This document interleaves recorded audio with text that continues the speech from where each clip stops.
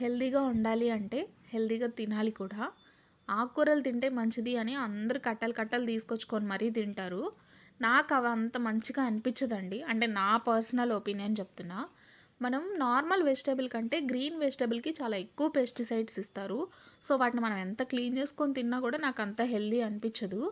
ఇది ఈ చూడండి, ఇది గ్రో చేయడం చాలా సింపుల్ అనమాట. ఎవరైనా చేసుకోవచ్చు. సిటీలో ఉండే వాళ్ళు కూడా గ్రో బ్యాగ్స్లో పెట్టుకోవచ్చు. పెద్ద స్పేస్ కూడా అవసరం లేదు, మెయింటెనెన్స్ కూడా అవసరం లేదు. ఇది తోటకూరలో ఒక టైప్ అండి.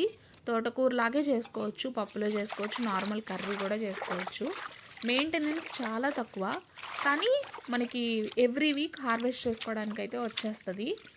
చూడండి ఎంత చక్కగా ఉందో. ఇది వడబడడం కూడా చాలా లేట్గా అవుతుంది అనమాట. ఆకులు కూడా చాలా స్ట్రాంగ్గా ఉంటాయి. ఇది ఐసైట్కి అయితే చాలా మంచిదండి. దీని రియల్ నేమ్ నాకు తెలీదు, మీకు తెలిస్తే కామెంట్ చేయండి.